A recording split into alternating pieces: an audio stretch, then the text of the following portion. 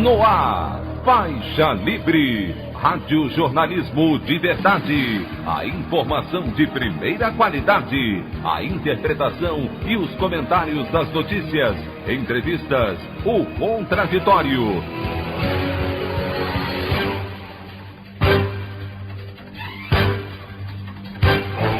Tudo para aproximar você cada vez mais da realidade do Brasil e do mundo. Apresentação: Anderson Gomes. No dia em que o Brasil chega a 200 mil mortes pela Covid-19, o Instituto Butantan anuncia que vacina Coronavac, desenvolvida em parceria com o laboratório chinês Sinovac, teve 78% de eficácia em testes no Brasil e pede autorização emergencial à Anvisa para a aplicação do imunizante no país. O Ministério da Saúde acerta a compra de 100 milhões de doses da Coronavac e diz que vacinação será iniciada em todo o país ainda em janeiro. O presidente Jair Bolsonaro aproveita a tentativa de golpe nos Estados Unidos para ameaçar a democracia e afirma que o Brasil pode ter episódio ainda mais grave em 2022, caso votos nas eleições presidenciais não sejam impressos. Essas e outras notícias na edição desta sexta-feira, 8 de janeiro do ano de 2021, do programa Faixa Livre.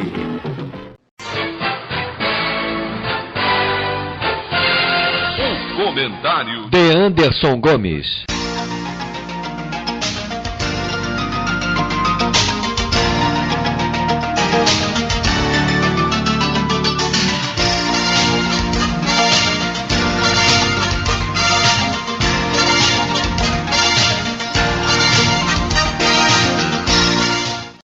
Bom dia, ouvintes. O Brasil atingiu ontem a triste e vergonhosa marca de 200 mil mortes provocadas pela pandemia de Covid-19, se consolidando como o segundo país com maior número de óbitos pela doença. O pior de tudo é pensar que esse número assombroso de vidas perdidas se dá, em grande medida, pela iniciativa criminosa e genocida do governo federal, primeiro em negar a gravidade da doença, incentivando que as pessoas deixassem o isolamento social, fundamental para reduzir o índice de infecções, depois pela falta de coordenação e planejamento prévio para iniciar a imunização o mais rápido possível. Já há no mundo mais de 50 países que começaram a vacinação contra o novo coronavírus, enquanto o Brasil segue sem uma data definida. No dia em que chegamos a essa marca nefasta, o Ministério da Saúde anunciou que vai iniciar o Plano Nacional até o fim desse mês. O ministro-general Eduardo Pazuello, que é o terceiro a ocupar o cargo nessa pandemia, avisou que o Brasil adquiriu 100 milhões de doses da Coronavac, desenvolvida em parceria entre o Instituto Butantan e o laboratório chinês Sinovac. Resta saber se teremos agulhas e seringas para aplicar as doses. Hoje, infelizmente, é mais um dia de luto no nosso país. Eu gostaria de falar também sobre os desdobramentos daquela tentativa de golpe mambembe promovida pelo presidente dos Estados Unidos, Donald Trump, e por um grupelho de seguidores no Congresso dos Estados Unidos, que provocou uma série de reações mundo afora, inclusive aqui no Brasil.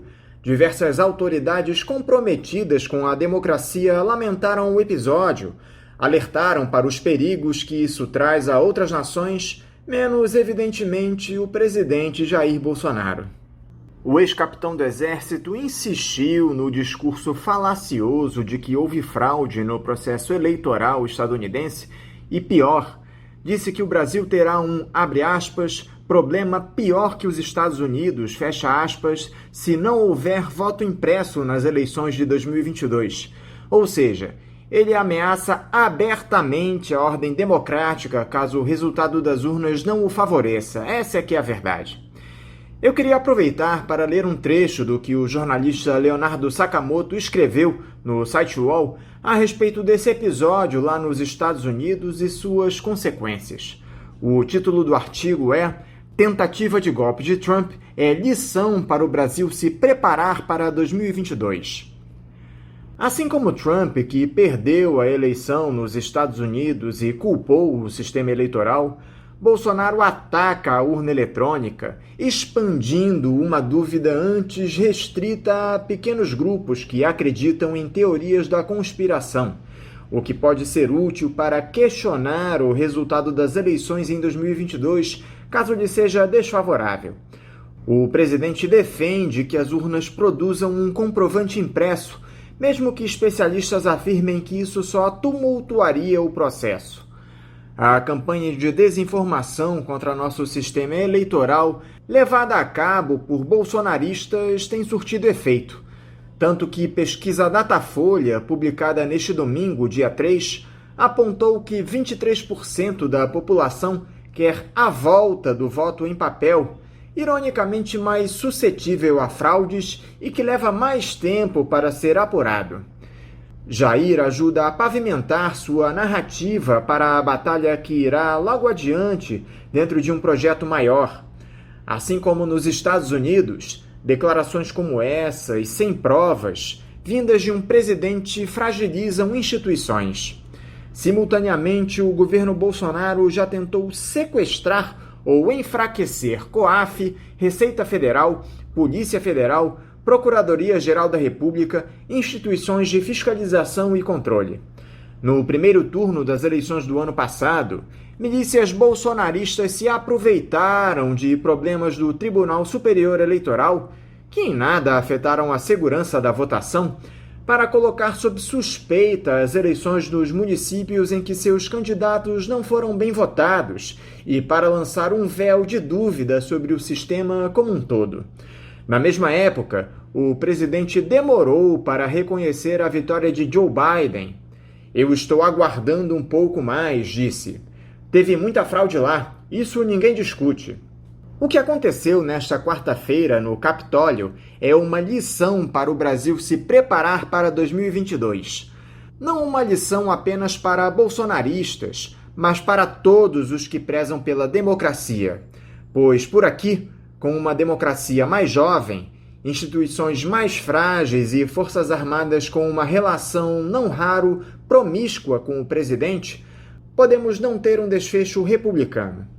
Milhares de seguidores de Bolsonaro, insatisfeitos com uma derrota do seu herói, vão se satisfazer com protestos contra o resultado ou vão querer invadir instituições e atacar jornalistas?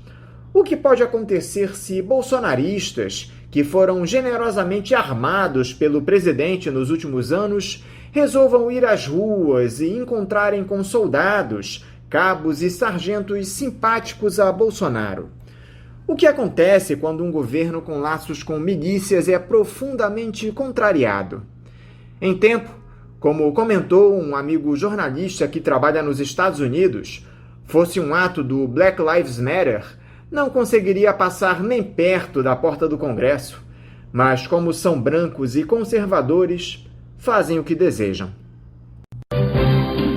A opinião do Faixa Livre. Bandeirantes, 1360.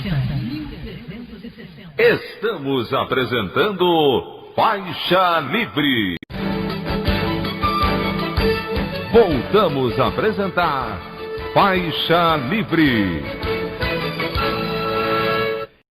Estamos de volta, ouvintes, com o início da edição de hoje do programa Faixa Livre, que tem na sua produção a jornalista Celeste Sintra, auxiliada pela também jornalista Natália Moraes, tendo no comando do áudio o Francisco. Meu bom dia a todos. E meu bom dia também a você, que pode aqui participar nos enviando mensagens eletrônicas para o endereço ouvinte@programafaixalivre.com.br ou ainda registrando suas participações diretamente nas nossas redes sociais. No Facebook, nossa página é o Programa Faixa Livre. No Twitter e no Instagram, para deixar o seu recado, basta seguir os perfis @PGM Faixa Livre. Lembrando que as participações por telefone estão inviabilizadas, pois durante o período da pandemia do novo coronavírus, nosso programa está sendo gravado no dia anterior à sua veiculação.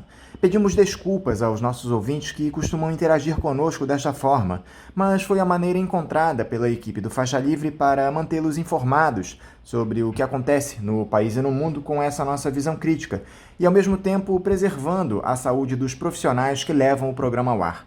O Faixa Livre pode ser acompanhado também pelo nosso aplicativo para celulares com sistema operacional Android. O nome do aplicativo é Programa Faixa Livre. Os ouvintes também têm acesso à transmissão pelo nosso site, o www.programafaixalivre.com.br, ou pela página da Associação de Engenheiros da Petrobras, a AEPET, uma das nossas entidades patrocinadoras, no www.aepet.org.br. Para quem perdeu alguma das edições ou quer ouvir novamente o Faixa Livre, os áudios das entrevistas e editoriais estão disponíveis no nosso podcast, nos aplicativos Spotify, Deezer e Castbox. E dando início às nossas entrevistas, eu cumprimento o jornalista Henrique Acker. Henrique Acker, bom dia! Bom dia, Anderson, bom dia a toda a equipe do Faixa Livre, bom dia aos ouvintes da Band. Enfim, estamos aí de volta já em 2021. E eu já vou aproveitando o gancho do ano novo, né? Aliás, desejar um ano novo bom, quer dizer, melhor do que 2020, né? Porque 2020, pior do que 2020 não pode ser. Mas, enfim, vou aproveitar já esse gancho para rapidamente tocar nesse fato que aconteceu, não é, nessa quarta-feira, com essa tentativa, na verdade, essa invasão do Capitólio, que é o Congresso norte-americano em Washington, não é, por uma horda de seguidores do ex-presidente Trump. Eu digo ex porque, para mim, esse mandato já se encerrou. Né? Aliás, eu não sei nem por que o Trump continua solto. Em qualquer país sério do mundo, quem atenta contra as instituições, não é, tem que responder imediatamente. O que aconteceu foi uma tentativa de golpe, não é? Foi uma tentativa de golpe programada. Desde que o Trump percebeu que perderia as eleições, ele começou a montar esse discurso de que havia fraude, não é? E que ele tinha vencido as eleições. Não é? Isso foi programado, foi trabalhado até que ontem, não é? Até que na quarta-feira, ele faz um discurso, não é? Incitando a sua base, né, política eleitoral, enfim, ideológica de extrema-direita nos Estados Unidos, né, a não aceitar o resultado que estaria sendo coroado no Congresso norte-americano. Né, e aí a gente viu as cenas lamentáveis que a gente pôde testemunhar. Né, inclusive pessoas armadas, uma pessoa morreu. Enfim, do meu ponto de vista, o Trump deveria estar já sendo detido e processado, porque isso é de um nível de seriedade muito grande. Não é? A consequência disso é muito grave, não só para os Estados Unidos, mas para todos os países que ainda sonham ou ainda têm, de alguma maneira, instituições democráticas. Eu falo isso porque a gente olha e vê o seguinte: o presidente Bolsonaro, não é, tratou a questão como se não existisse, ficou com a sua cara de paisagem, não se manifestou. E isso é muito grave também, porque se você ouvinte reparar, o Bolsonaro, os seus discípulos, eles já tentaram desmoralizar o Poder Judiciário com aquela história de bombardear o STF, já tentou desmoralizar o Legislativo, que já é um poder um tanto quanto fragilizado, e agora a própria eleição, quando condena, não é, as urnas eletrônicas no Brasil. Eu nunca fui fã de urna eletrônica, mas eu desconfio, não é, do que está se propondo, o que está se querendo dizer quando se diz que as urnas eletrônicas podem ser alvo de fraudes. Para mim, isso é um ensaio para 2022. Isso é parte da ofensiva da extrema-direita, não é? E é alimentado por um discurso, na verdade, por um discurso anticorrupção, né, que vamos dizer assim, apoiado pela mídia empresarial, por parte da mídia empresarial. Quer dizer, o que aconteceu nesse processo todo? Estimulou-se todo um combate à corrupção sem freios, sem medidas, sem limitações, com lava-jatos e outras coisas aí que a gente, aos poucos, está vendo.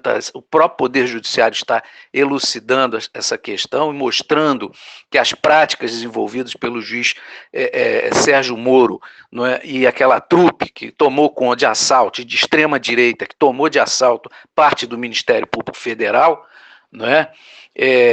Montar um circo, não é? Em torno da questão da corrupção no governo Dilma, etc. e tal, e que teve consequências políticas muito sérias. A mídia comprou e agora não sabe o que faz com Bolsonaro, a mídia empresarial. A diferença do Brasil de Bolsonaro dos Estados Unidos de Trump é que o Bolsonaro já colocou em postos chaves de mando na estrutura de Estado do Brasil, mais de 3 mil milicos. Isso tem peso, porque o interesse não passa a ser apenas um interesse político ideológico, é um interesse para a preservação, não é, de status quo dessa gente toda que ganha salários altos, não é, DAS e tudo mais, em várias das instituições do Estado brasileiro nesse momento. Então, é para a gente ficar atento, alerta, porque de maneira alguma está descartada a possibilidade de uma tentativa de virada de mesa nas eleições de 2022, caso o Bolsonaro não seja eleito. Henrique, eu quero te agradecer por mais uma vez você estar aqui conosco no programa. Quero te desejar um feliz ano novo, com muitas realizações, muitas conquistas e que nós tenhamos a vacina para o coronavírus rapidamente aqui no nosso país. Henrique, ao que parece, a tragédia brasileira seguirá em 2021 pelo mesmo caminho que tomou no ano passado. É evidente que não dá para esperar que tudo se resolva com um toque de mágica, mas as declarações e atitudes do presidente Jair Bolsonaro nesse início de janeiro não mudaram nenhum milímetro, muito pelo contrário. O país segue sem uma previsão de quando irá começar a vacinar sua população contra a Covid-19, quando mais de 50 países já estão imunizando as pessoas. O ex-capitão do Exército disse que o país está quebrado e que não pode fazer nada. É a velha irresponsabilidade que tomou conta do Palácio do Planalto dando as caras, Henrique. Anderson, eu diria que é mais do que irresponsabilidade, é um projeto. Qual é o projeto? Desde o início do seu governo, Bolsonaro adotou um discurso de que ele é a vítima das instituições. Ou seja, o que atrapalha ele é a democracia, é o contraponto, é a necessidade de debater as coisas, os projetos no Congresso Nacional, estar sendo, como se diz, limitado pelas obrigações legais, e aí entra o judiciário. Ou seja, essa é a questão.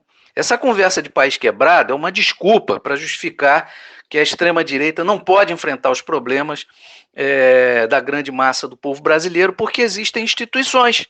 Esse é o discurso, e existem limitações constitucionais e tudo mais. Esse é o discurso que ela está adotando, não só o Trump, como o Bolsonaro, como o André Ventura em Portugal, como o Orbán na Hungria, né, em todos os países do mundo. É um discurso que está sendo trabalhado ideologicamente para destruir o pouco de democracia que restou, não é, em diversos países, não é, e que eles acreditam que limita a sua atuação. Mas o que dificulta, na verdade, o que atrapalha, é a política ultra-neoliberal do seu ministro Paulo Guedes. Né? Ele não taxa as grandes fortunas, não propõe nada aí, ele não quer auxílio empresarial de R$600 em plena pandemia, aliás, o auxílio acabou, né? As últimas contribuições foram de R$300 e acabaram agora em dezembro, o que deixa em descoberto, né, mais de 60 milhões, mais de 60 milhões de brasileiros em plena crise da pandemia, não é? Ele não quer enfrentar a questão da dívida pública brasileira, não é? Que consome aí grande parte do orçamento do governo. Enfim, o país está quebrado, né? Não tem, mas tem dinheiro para banco e tem para satélite, mais de 150 milhões.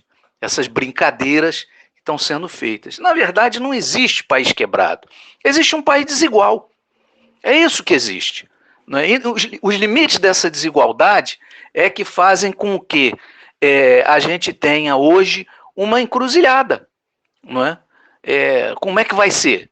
Ou você vai dar auxílio emergencial para os mais pobres, para os trabalhadores que estão desempregados, apoio sério para o pequeno empresário, microempresário, não é? Ou você vai continuar alimentando a mamata dos grandes bancos.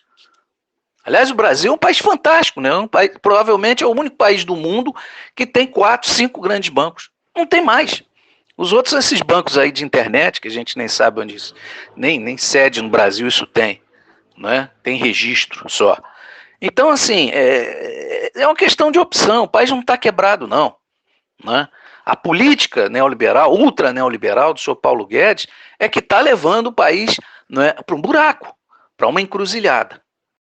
O que mais impressiona em um momento de crise de saúde, Henrique, é que o governo não se move para adquirir as doses da vacina para combater o novo coronavírus. Sequer os insumos, como agulhas e seringas, conseguiram comprar. O Executivo Federal alegou que os preços estão muito altos e suspendeu a aquisição do material até que eles voltem ao valor normal. Mas esse não é um governo de liberais? Será que eles não conhecem a tal da lei da oferta e da procura, tão venerada no capitalismo? Anderson, o Pazuello é o ministro da doença.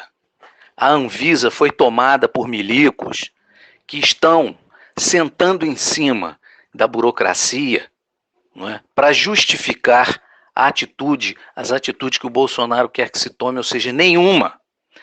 Todo mundo sabia, todos os governos do mundo, todas as pessoas que estão mais atentas a essa área de saúde, sabiam que desde meados do ano passado, os laboratórios do mundo inteiro estão pesquisando, inclusive aqui, o Butantan, né, e a Fundação Oswaldo Cruz, estão pesquisando essas vacinas.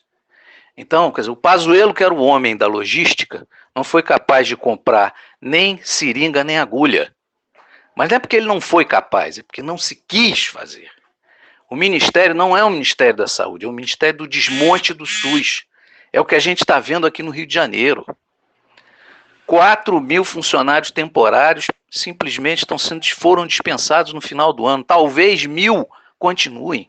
Veja, nós estamos falando de funcionários temporários do Serviço Público Federal, na área da saúde em plena pandemia. Nós estamos com mais de 1.000 leitos da rede federal do Rio de Janeiro, que é a maior de todo o país, porque aqui já foi capital, desativados. Agora deram um nome bonito aí, eu não sei como é que é, leito, sei lá, inventaram um nome aí para dizer, mas na verdade são leitos desativados, porque não tem pessoal para atender a população. Então não é um problema de competência, é um problema de diretriz política. Não é prioridade enfrentar a pandemia. Não é prioridade oferecer condições de saúde e atendimento decente e digno para a população. Não é prioridade dizer para a população que é preciso isolamento social, usar máscara. O comportamento do presidente mostra isso.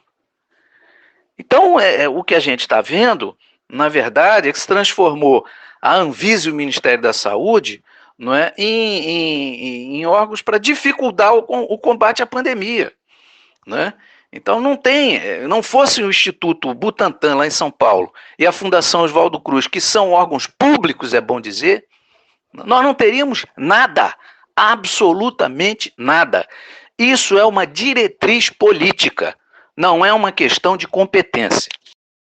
Falando agora sobre essas eleições para as presidências da Câmara e do Senado, Henrique, abriu-se um debate na esquerda a respeito da posição a se tomar em um quadro onde a derrota de uma candidatura do campo progressista é certa, ao mesmo tempo em que o candidato de Jair Bolsonaro, o deputado Arthur Lira, do Progressistas, recebe o apoio do Centrão e tem boas chances de vitória.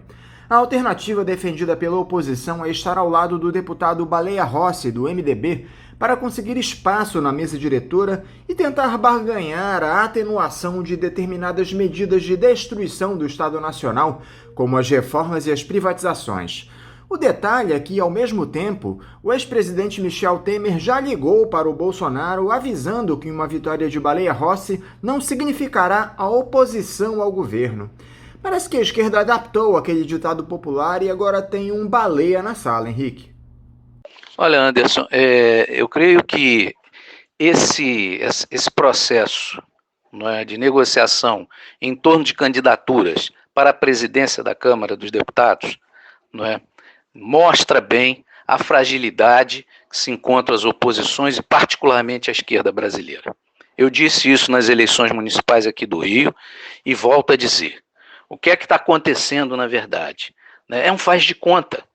Agora, a última cartada desses partidos, PT, Rede, PDT, PS, enfim, essa gente toda, né, PCdoB, dizer o seguinte, que eles discutiram com o candidato Baleia Rossi, com o Maia, fizeram uma discussão aí com o pessoal, não é, do Novo Centro, né? O Novo Centro é essa turma que a Rede Globo atribui, a qual a Rede Globo atribui, né, uma característica que nunca teve, né? Essa gente é golpista, Baleia Rossi, Maia e tudo mais, foram os caras do golpe de 2016. E eu volto a dizer, o golpe não foi contra a Dilma. Isso é uma falácia. O golpe foi contra o povo brasileiro. E o resultado está aí, reforma da Previdência, reforma trabalhista, limitação de gastos públicos, é isso. Não foi, coitadinha, não é um problema de fulano, foi contra Beltrano, não é isso não. Então, além disso, o que é que está acontecendo? Mas o grande inimigo a derrotar é o candidato do Bolsonaro, que é o Arthur Lira, do Centrão. Em tese, está correto. O problema é o seguinte, nesse tabuleiro, quem é que precisa de quem? As oposições têm em torno de 120 votos, no máximo, né, reunindo todos esses partidos, né, incluindo o PSOL aí e tudo mais. O que é que o Rodrigo Maia precisa para emplacar seu candidato? Ele precisa desses votos. Eles não têm nem certeza dos votos da base deles, desse Novo Centro. Ele precisa desses 100 votos, 120 votos. Então, é aí que você, num processo negocial, e eu não sou contra a negociação, você empurra os caras contra a parede e diz, olha, não tem privatização até o final do governo Bolsonaro. Tem que votar novamente aqui o auxílio emergencial para a grande massa do povo que vai ficar numa condição precaríssima, não é, nesse ano de 2021, se não tiver auxílio emergencial. Tem que ter a democratização da Câmara dos Deputados. São questões mínimas, que podem e devem sair de um processo negocial. Agora, o que saiu agora? Um documento, né, que foi feito aí por esses partidos da oposição, dizendo que o Baleia Rossi, que é o candidato do Maia, concorda com o que está escrito ali. Ora, eu não vi a assinatura do Baleia Rossi, do Maia, dos partidos do Novo Centro, do MDB, do DEM, do PSDB, não tem assinatura nesse documento. Então, isso é, na verdade, um discurso de que o candidato Baleia Rossi estaria comprometido com isso e aquilo. Eu não me engano, e eu acho que a maioria das pessoas sérias no Brasil não pode se enganar com isso. Você é contra a negociação? Não, eu particularmente nunca fui contra a negociação de nada. Negociar é uma necessidade do processo democrático, não tem problema. O problema é que tipo de negociação e que resultado isso vai levar. Então, do meu ponto de vista, seria, se não houver, se essa negociação não avançar a um compromisso claro do senhor Baleia Rossi e dos partidos, não é, do PSDB, do MDB, do DEM, etc., do Mini-Maia, essa turma toda, com questões mínimas que estão na pauta e são necessidades do povo brasileiro, e não vaguinha, uma vaga de secretário de não sei o quê na mesa da Câmara, porque isso não tem o menor valor, né? Eu creio que as oposições deveriam lançar uma chapa própria no primeiro turno e avaliar o segundo turno da eleição, porque essa eleição se decide em 2 turnos. E essa história de o Eduardo Bolsonaro fundar um instituto conservador liberal, Henrique? A intenção desse pessoal parece que é formar militantes bolsonaristas para a atuação política. Esse neofascismo tem se aproveitado da brecha aberta pelo ex-capitão para tentar se espalhar pela nossa sociedade. E agora nós temos aquela convulsão social lá nos Estados Unidos provocada pelas eleições presidenciais. É algo muito grave e parece que a esquerda não tem dado a devida importância. Olha, Anderson, eu não levo muita fé de que Eduardo Bolsonaro seja capaz de construir alguma coisa. Destruir é fácil, né? Na trajetória política dele percebe-se isso. Acho que ele não tem competência, capacidade, né, para montar absolutamente nada. Ele é apenas o porta-voz da necessidade desse instituto e tudo mais, né? E é fato, a direita, primeiro com esses cursinhos aí do guru deles, né, do Olavo de Carvalho, e agora a necessidade de montar esse instituto e tudo mais. O que importa disso tudo não é quem vai fazer, é qual é o objetivo. É formar quadros? Não, é mais do que isso. Né? É reafirmar ideias preconceituosas e elitistas que fundamentam, que dão base a essa extrema-direita. Né?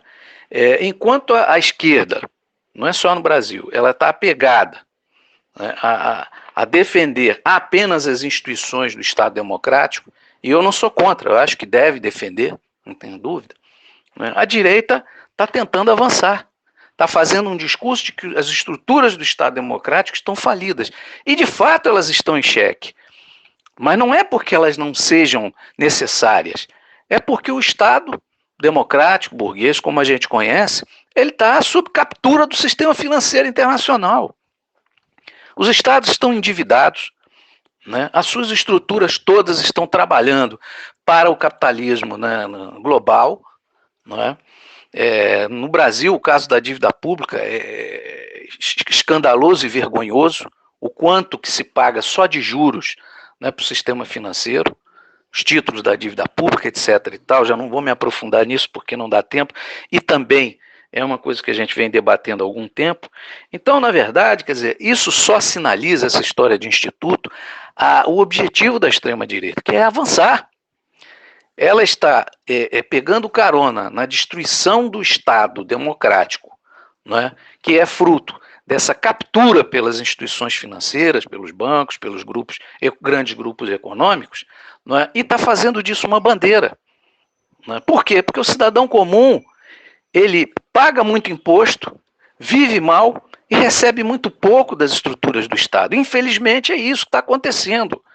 Mas é por quê? Porque o grosso dos recursos da arrecadação está sendo voltado para defender os interesses dos grandes grupos econômicos, notadamente o sistema financeiro. Então, para mim, o debate é esse. E a esquerda, né, ela está numa postura defensiva. Ela fica num discurso de defesa apenas da democracia. Temos que defender a democracia, claro, com unhas e dentes. Mas não é só defender, é aprofundar. A democracia tem que ir para dentro dos órgãos públicos, a democracia tem que ir para dentro das empresas, para dentro das escolas, para as ruas e para os bairros, não é? Tem que existir transparência no Congresso Nacional, nas câmaras de vereadores, nas assembleias legislativas. Tem que existir uma participação mais ativa da população. Não é? E a esquerda parou. Não é? A esquerda e as oposições pararam. Simplesmente se limitam hoje a defender as instituições democráticas. É justo? É justo, mas é pouco. Falando agora sobre o nosso Rio de Janeiro, Henrique, o Eduardo Paes tomou posse no último dia 1º, com o município ainda sob efeito da prisão do ex-prefeito Marcelo Crivella. Antes de nós tratarmos da chegada do nervosinho ao poder na capital fluminense, eu gostaria que você falasse a respeito da prisão do Crivella, Aker. Você achou uma medida exagerada, mais uma naquele processo de judicialização da política? Olha, Anderson, essa história da detenção do Crivella e tudo mais, né, é parte do espetáculo, né? O espetáculo não pode parar. Alguém estranha que a Rede Globo e outros órgãos de comunicação já estivessem na porta do prédio do Crivella, né, de madrugada, junto com a polícia. É o que a gente viu durante a Operação Lava Jato o tempo todo. Né? Amanhã será outro, hoje é o Crivella, amanhã será outro e mais outro e tudo mais. É o estilo Lava Jato de implementar justiça, se é que a gente pode chamar assim, uma justiça punitiva. Ela pune antes de julgar. Né? Isso tem repercussões, está tendo repercussões e tudo mais, mas não é isso que vai evitar os desvios, né, a roubalheira, enfim, que a gente já vê aí no Estado brasileiro. Né? Não é isso, não. Na verdade, você teria que ter outros instrumentos além do aspecto punitivo em si, que está sendo exacerbado e de forma muitas vezes ilegal. E as primeiras medidas do Eduardo Paes, Henrique? O prefeito anunciou que não tem recursos para pagar os salários dos servidores, tampouco o 13º. Parece que ele vai aumentar a contribuição previdenciária do funcionalismo de 11% para 14%, algo que ele garantiu em campanha que não faria. Como é que você tem observado esse início de governo do novo prefeito, Henrique? Olha, Anderson, o Eduardo Paes de hoje, 2021, não pode ser o Eduardo Paes dos dois governos que ele fez. Eram governos recheados de grana do governo federal, né, e de outras instituições que estavam preocupadas com Pan-Americano. Depois nós tivemos a Copa do Mundo e Olimpíada. Então vejam só, foram governos, né, que tinham muitos recursos, muita grana rolou no Rio de Janeiro. Qual é a situação hoje? Muito diferente. O Paes anuncia já que não tem salário para os servidores, não tem grana, não tem política para enfrentar a pandemia, não tem leitos e inclusive é capaz de fechar o hospital de campanha do Rio Centro. Ora, se você me perguntar, você é favorável ao hospital de campanha? Depende.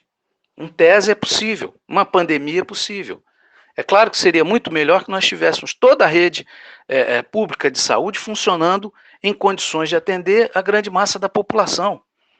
Mas o número de leitos que você tem hoje é insuficiente. Na verdade, você tem os leitos, mas eles não funcionam. Eu acabei de falar da questão dos leitos da rede federal. Mais de 1.000 que estão fechados porque não tem pessoal. A grande questão dos leitos para atender a população nessa pandemia do coronavírus é justamente a falta de pessoal. Por quê? Porque não se contrata mais servidor público, nem na área de saúde. Tudo é terceirizado, é OS e tudo mais, que o próprio senhor Paes incentivou aqui com o senhor Sorães, que é o secretário de saúde, que ele tem a coragem de trazer de novo. O mesmo das OS, ele volta, traz de novo. Agora, o problema é que não tem política também para enfrentar a FETransport e o ônibus, as pessoas estão sem ônibus em várias linhas, as empresas abandonaram, elas têm contrato com a prefeitura e o negócio não funciona, agem do jeito que devem agir, exclusivamente pensando no seu lucro, e essa porcaria de BRT. Não foram, olha, foram inúmeros alertas, eu me lembro bem, de especialistas, de gente séria, disse, olha, BRT não é transporte de massa. O transporte sobre rodas, ainda que em grande quantidade, ele é profundamente questionável. Você precisa de transporte sobre trilhos. Não é essa porcaria que ele fez aqui no centro da cidade, que liga nada a lugar nenhum, não. Né? Esse faz de conta. Mas uma política séria de transporte. Você não tem nada. Não tem grana, não tem espetáculo. Acabou o milho, acabou a pipoca. É um governo que, do meu ponto de vista, já nasceu velho. Quem criou o BRT? Não é? Apesar desses alertas de diversos especialistas. E as OS?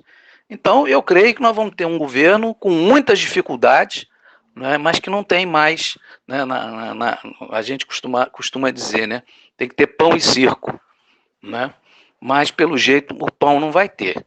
E se o pão não tiver, eu acho muito difícil o circo dar conta da situação que está a nossa querida cidade do Rio de Janeiro, né, a nossa cidade maravilhosa. Você acredita que o novo prefeito poderá, de alguma forma, evitar a privatização da SEDAI, Henrique? Ele já se disse contrário à concessão da companhia, que deve acontecer em abril, mas o Cláudio Castro tem se mostrado alinhadíssimo ao Jair Bolsonaro, que deseja vender a empresa a todo custo. Qual é a sua análise para esse imbróglio em relação à venda da SEDAI? Bom, a gente precisa retomar esse problema da SEDAI desde o plano de privatizações do governo Marcelo Alencar, lá, né, na época do Fernando Henrique, na década de 80, 90, enfim. Marcelo Alencar conseguiu fazer um projeto de privatização que entregou tudo que existia de estrutura de Estado aqui no Rio de Janeiro. Luz, a energia, né, todo o transporte público, tá, esse caos, as barcas, né, vocês lembram, o trem da Central, né, o metrô, enfim, até estacionamento da antiga Codert. Eu não vejo como não dar lucro. Né? Não vejo como não dar lucro, mas enfim, foi tudo privatizado. Agora a SEDAI exigiria um tratamento maior, né, um estudo maior, por quê? Porque isso envolve os municípios. Né? O abastecimento de água vai direto aos municípios, né, de todo o estado e particularmente da região metropolitana do Rio. Então é uma coisa mais complexa, exigiria a participação das prefeituras. Por isso, provavelmente, não se fez. Mas o que é que se fez de lá para cá? A mesma coisa que se faz com todas as empresas públicas ou estatais no Brasil, de um tempo para cá.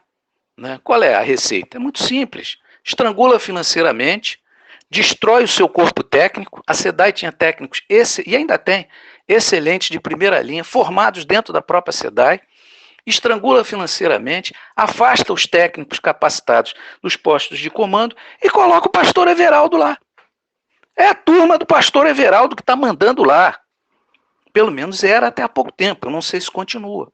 O grande trabalho foi destruir a SEDAI. Eu pergunto a vocês o seguinte, você sabe o que é a água do rio Guandu? Você tornar aquilo em água potável é um trabalho excepcional. Agora, do jeito que as coisas estão, né, e um trabalho que merece referência em termos internacionais. As pessoas que estudam água, fornecimento de água, abastecimento, sabem disso. Agora, o que é que transparece? Transparece que a SEDAI é um elefante branco, que é movimentada por pessoas incompetentes. Tivemos a crise da Geosmina, né, e agora essa história da elevatória do Lameirão, que deixa claro que você tinha um motor, uma série de motores, e não tinha um motor para substituir. É parecido com o que aconteceu lá no Amapá. Parecido. Né? Você tinha, só que ali já é uma gestão de uma empresa privada. Deixaram arrebentar, deixaram levar e tudo mais, então você não tinha um motor para substituir. Só para fazer o trabalho de recuperação do motor foram semanas. Aí tem que trazer, montar e tudo mais. Então a situação é essa, a privatização da SEDAI é projeto. Né? Não tem nada a ver com inoperância ou incapacidade. E agora, o problema é que o governo cercou o processo por todos os lados. Né? Os municípios vão ter que aprovar e só tem dinheiro do BNDES para saneamento se houver privatização da SEDAI. O pai está fazendo marola, na verdade, com essa história, porque a grande fatia de consumidores da SEDAI, que paga, né, pelas taxas da SEDAI, está na capital. Mas, se não houver movimento de rua, né, ela vai ser mais uma batalha perdida. Né? É isso. E vale lembrar que, enquanto o Brasil privatiza a água, outros países do mundo já estão voltando atrás. Água, evidentemente, é uma questão de vida e é uma questão estratégica. Eu queria falar agora sobre uma situação surreal que aconteceu no município de Magé, Henrique, onde o prefeito Renato Cozzolino nomeou nada mais nada menos que 7 parentes para secretarias e cargos de confiança na administração pública. Questionado a respeito do flagrante nepotismo na prefeitura, o Renato Cozzolino disse que nomeou pessoas de sua confiança e que é apenas coincidência que sejam seus parentes. É um verdadeiro deboche, Henrique. Veja, Anderson, essa questão de Magé é o extremo. Né? A família Cozzolino há décadas manda em Magé. Né? São gangues, não é só em Magé. Toda a Baixada Fluminense, em várias regiões aqui da capital e em vários lugares do Brasil. Isso é muito comum, né? Esse nepotismo e tal. No caso de Magé é o extremo. Né? O sujeito pega, bota 7, 8 pessoas no primeiro escalão do governo. Não tem nem... E diz que é porque é confiança e tudo mais. Mas vamos lá, o problema, do meu ponto de vista, é o seguinte: a abordagem que a mídia faz, em geral a grande mídia, é o escândalo. Olha, é um absurdo, aí aparece lá na Rede Globo e tudo mais, etc. e tal. Tudo bem, não deixa de estar correto. O problema é que a sociedade tem que debater qual é a saída para isso. Né? Como é que você vai combater essas gangues que se organizaram para parasitar no Estado brasileiro? E quando eu chamo de Estado, eu estou falando da estrutura dos municípios, não é, dos estados e do governo federal. Como é que você vai combater isso? Isso só vai acabar, meu amigo, a hora que a gente, que esses crimes contra a administração pública forem considerados inafiançáveis e imprescritíveis, quando os salários dessas autoridades forem nivelados com o salário mínimo, né? Quando não houver a farra das assessorias, quer dizer, cada um tem 200 assessorias e tudo mais e nomeia assessores. Quando os secretários de governo tiverem que ser escolhidos pelos servidores das próprias secretarias, os concursados, não é? Aí você não, como é que, eu não posso indicar meu secretário, eu não posso trazer meus assessores, não posso nomear meus irmãos, parentes e amigos. O salário que se paga aqui é uma mixaria. É isso. E há situações, inclusive, que eu acho que são corretíssimas. Os servidores públicos todos, né, sobretudo as autoridades e tal, isso não é demagogia, isso é uma necessidade. Tem que ser, né, tem que ter um compromisso de utilizar hospitais públicos, escolas públicas. Né? É isso, quer dizer, a gente precisa avançar, eu acho, vejo assim, né, o debate tem que ser não menos democracia, não menos Estado, mais democracia, mais controle da sociedade sobre as coisas, mais transparência. Esse é o contraponto a essa política, né, de acabar com o Estado. Porque esse escândalo todo, de toda hora, Lava Jato, não sei o que e tudo mais, é para mostrar para as pessoas, para desmoralizar o Estado e tentar provar que o melhor e mais eficiente é a iniciativa privada. Ora, quem movimenta os escândalos no Brasil, né, os corruptores, estão todos na iniciativa privada. Todos eu não digo, mas a esmagadora maioria. Não é isso? Nas negociações de contratos, nas licitações fraudulentas e etc. É aí. A base da questão é essa. Então é preciso enfrentar na política e na ideologia, no campo das ideias. Qual é a saída? Bom, a saída não é o fim da democracia nem o fim do Estado, ao contrário. É a democratização, é tornar público o que é estatal. Henrique Acker, eu quero novamente te agradecer por mais esse diálogo conosco aqui no programa, te desejar novamente um feliz ano novo, um bom dia de trabalho e um forte abraço. Quero deixar um abraço e um feliz 2021 para todos vocês que são ouvintes e telespectadores aí do programa Faixa Livre e dizer que continuo, né, aqui ao lado de vocês, sempre que for acionado, né, dentro da medida do possível, né, participando do programa. Um abraço a todos. Conversamos aqui com o jornalista Henrique Acker. Como vocês, ouvintes, sabem, o Faixa Livre tem passado por um processo de transição nos últimos tempos que provocou algumas mudanças e também adaptações às novas tecnologias. Uma delas é justamente a adoção de uma chave Pix, essa nova modalidade de transferência de valores para os ouvintes que desejam contribuir com qualquer quantia para a manutenção do programa. Portanto, para você que já aderiu a essa nova tecnologia, a chave Pix da conta do Faixa Livre é o nosso e-mail, ouvinte@programafaixalivre.com.br. Repetindo, a nossa chave Pix é ouvinte@programafaixalivre.com.br. Para você que faz transferências da maneira tradicional, a nossa conta em nome da Associação de Funcionários do BNDES, a AFBNDES, no Banco Itaú, agência 1964, conta corrente de número 03004, dígito 1.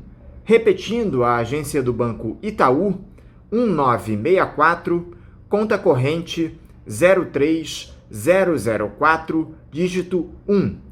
O CNPJ da AFBNDES para a realização de depósitos de quem não é cliente do referido banco é o 33984-550-0001-41. Repetindo, o CNPJ da AFBNDES é o 33984-550-0001-41. Lembrando que todos os recursos depositados nessa conta são destinados exclusivamente ao financiamento dos custos do Faixa Livre. Para quem não conseguir anotar as informações referentes à conta, elas estarão disponíveis no nosso site, o www.programafaixalivre.com.br, e nas nossas redes sociais, no Facebook, Twitter e Instagram. Então, repetindo mais uma vez, a nossa chave Pix é ouvinte@programafaixalivre.com.br e a conta corrente da AFBNDES do Banco Itaú, agência 1964, conta de número 03004, dígito 1. Vamos agora ao nosso primeiro intervalo. Voltaremos daqui a pouquinho. Voltamos a apresentar Faixa Livre. Estamos de volta, ouvintes. Vocês devem ter visto todos aqueles episódios lamentáveis de violência que aconteceram lá no Congresso dos Estados Unidos, patrocinados por apoiadores do presidente Donald Trump, no dia em que seria reconhecida a vitória de Joe Biden nas eleições presidenciais. Houve 4 mortes naquela que é dita a maior democracia do mundo. E para tratar de todas essas questões, os desdobramentos desses episódios, eu converso mais uma vez com o coordenador do programa de pós-graduação em Relações Internacionais da Universidade do Estado do Rio de Janeiro e professor de Política Externa Brasileira no MBA em Relações Internacionais da Fundação Getúlio Vargas, Paulo Velasco. Paulo Velasco, bom dia. Muito bom dia, meu caro Anderson. Mais uma vez, um prazer aí conversar com vocês e com os ouvintes do Faixa Livre. Paulo, muito obrigado por você novamente estar aqui conosco. Paulo, nós conversamos com você para o programa da última quarta-feira a respeito daquela sessão no Congresso dos Estados Unidos que confirmaria a vitória de Joe Biden nas eleições presidenciais, mas as cenas que vimos confirmaram as expectativas mais sombrias. A invasão de manifestantes no Capitólio inflamados por Donald Trump em uma tentativa de golpe de Estado, provocando a morte de 4 pessoas, algo que já vinha se desenhando desde que a apuração se encerrou lá nos Estados Unidos. No Congresso havia a liderança do senador Ted Cruz em relação a um movimento de insurreição, algo que foi negado pelo líder do Senado, o vice-presidente Mike Pence. O Donald Trump não fez força alguma para pedir que seus correligionários deixassem os corredores do Capitólio. Primeiro, Paulo, como é que você observou esse episódio naquela que é ou era considerada a maior democracia do mundo? Bom, Anderson, eu observei com absoluta estupefação, né? Porque, como você bem pontuou, as cenas lamentáveis, deletérias que vimos ontem confirmaram os piores cenários, né? As piores previsões possíveis, mostrando o tamanho dos prejuízos que o Trump conseguiu causar à democracia norte-americana. Não se trata mais apenas de um presidente inepto, de um presidente racista, supremacista, mentiroso crônico. Trata-se, na verdade, de um chefe do executivo norte-americano que, ao longo, sobretudo, dos últimos 2 meses, incitou os seus apoiadores a não reconhecerem o resultado legítimo das eleições do início de novembro, resultando nas cenas tristes que vimos no dia de ontem, né? Ou seja, é um ato absolutamente dantesco, quando pensamos que durante muitíssimo tempo os Estados Unidos foram estudados e reconhecidos como um exemplo, em termos de república, de funcionamento de instituições democráticas, e o Trump conseguiu, ao longo de seu mandato, mas sobretudo neste final do seu período como presidente dos Estados Unidos, colocar tudo isso em xeque, em dúvida, né? Então, ver um dos maiores símbolos da democracia norte-americana, né, que é justamente o Capitólio, ser invadido por extremistas, por vândalos, né, como vimos ontem, né, que ocuparam o plenário do Senado, né, vândalos que sentaram na cadeira do presidente do Senado, né, tudo isso até bem pouco tempo seria algo absolutamente impensável, né, para um país como os Estados Unidos, né, e podemos naturalmente colocar isso exclusivamente na conta do presidente Donald Trump, né, que já não é mais, reitero, apenas uma presidente responsável, né, mas é um presidente golpista, podemos dizer. Como eu já disse anteriormente, Paulo, o Donald Trump, até a manifestação do Joe Biden na televisão, não fez qualquer menção a interromper as cenas de violência e depredação do Congresso. Tanto que a Guarda Nacional só apareceu depois que o vice, Mike Pence, requisitou. Circula a informação de que pode ter havido uma conspiração, já que a inteligência americana não teria atuado. Por que não houve uma presença mais firme das forças de segurança dos Estados Unidos, Paula? Anderson, isso é algo que ainda terá que ser explicado e apurado, né? A facilidade, né, com que os vândalos, os extremistas, né, conseguiram entrar no prédio do Capitólio, né, um um símbolo da democracia dos Estados Unidos, repito, né, e em um dia absolutamente crucial, né, que era o dia, né, em que as duas casas legislativas certificariam, né, o novo presidente Joe Biden, né, efetivamente um grande mistério. Né? Eu prefiro sempre analisar com maior cuidado e ponderação, né, e tendo a me descolar um pouquinho de quaisquer explicações sobre conspiração, né? Mas fato é que a resposta e a reação, Anderson, se deram de forma muito distinta, né, daquela que vimos em meados de 2020 contra os manifestantes pacíficos, né, dos movimentos do Vidas Negras Importam, né? Vimos em cidades como Portland, por exemplo, né, reações muito duras, né, por parte de forças federais, né, o pronto uso e convocação da Guarda Nacional para reprimir de forma violenta, né, os manifestantes que tomavam algumas importantes cidades nos Estados Unidos, né? A reação ali foi uma reação dura e entendo que inclusive desproporcional, desmedida. E ontem foi o oposto, né? Ontem vimos uma demora na resposta. Vale dizer que não havia um cinturão de segurança adequado em torno do prédio antes, inclusive, da sessão ser iniciada, né? Daria naturalmente para já se prever algum tipo de, não de invasão propriamente, né, mas algum tipo de manifestação, né, e de pressão sobre os parlamentares. Então seria mais do que natural que tivesse havido num dia tão importante como o dia de ontem um reforço na segurança em torno do Capitólio. Isso não foi feito, né, e a própria reação demorou a acontecer, né. Não foi, ao que consta pelo menos, não foi o Trump, né, que convocou a Guarda Nacional, e sim o vice-presidente Mike Pence, né, que também atua como presidente do Senado, né. Então, enfim, tem havido alguma conspiração, atitude deliberada, né, para facilitar o acesso dos manifestantes ou não, né. Fato é que a resposta que vimos ontem foi uma resposta tardia, foi uma resposta branda, né, em comparação com o que vimos em meados de 2020, né, nas duras, né, respostas contra manifestantes pacíficos, né, que ocupavam algumas ruas em cidades importantes dos Estados Unidos no movimento Vidas Negras Importam. Acho que esse é um fato que tem que ser ressaltado.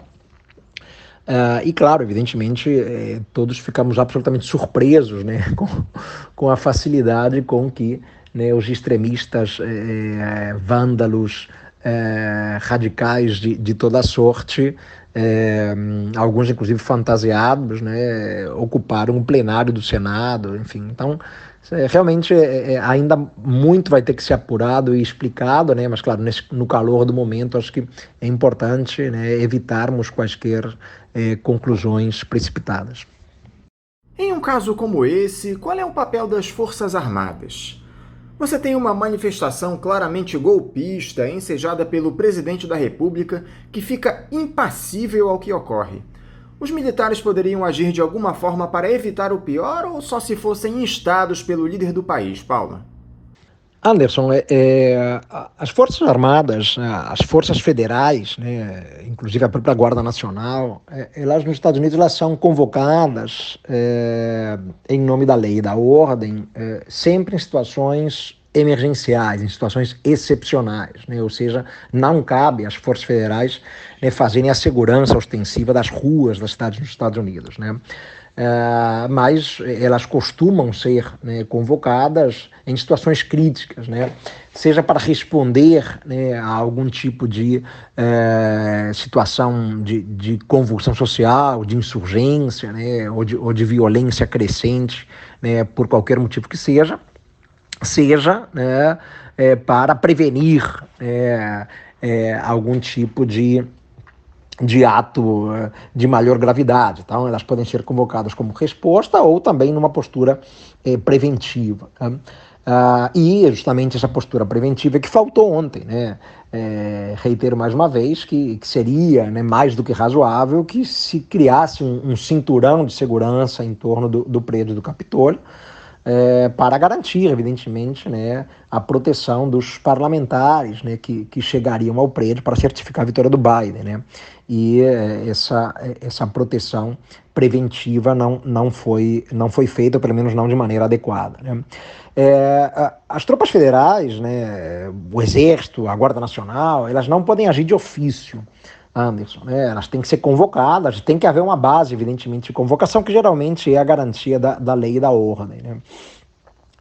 Então, claro, tem que haver a ordem, né, de uma autoridade, né, que tenha, evidentemente, poder para isso, no sentido de convocá-las, né? Então, não caberia ao Exército, né, tomar as ruas, né, ou entrar no prédio do Capitólio de ofício, né, sem uma ordem nesse sentido, né? E, ao que parece, a Guarda Nacional ontem só foi, né, chamada depois justamente de convocada pelo Mike Pence, né? Não teria havido a convocação pelo Donald Trump, né? O que, evidentemente, reitero, né, traz mais uma vez essa percepção de uma diferença no tratamento, 2 pesos, 2 medidas, né? Uma reação muito dura no caso aí da repressão contra o movimento Vidas Negras Importam, e uma reação muito branda e tardia no dia de ontem, né? De todos modos, é importante sempre lembrarmos que pode haver, sim, a convocação de tropas federais, né, como uma força acessória em favor da garantia da lei e da ordem, mas elas não agem de ofício, né? Elas precisam naturalmente ser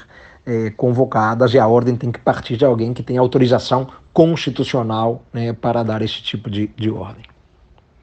Para inflamar ainda mais esse caldeirão, Paulo, os democratas conseguiram maioria no Congresso. As eleições para o Senado na Geórgia, último estado ainda com resultado indefinido, confirmaram as vitórias de Jon Ossoff e Raphael Warnock, promovendo um empate no número de cadeiras para cada partido no Salão Oval, mas pela lei dos Estados Unidos, o desempate se dá pelo voto do vice-presidente, no caso a Kamala Harris. Qual é a sua análise para esse resultado do segundo turno das eleições no Senado na Geórgia e como ele influencia todo esse quadro incandescente nos Estados Unidos?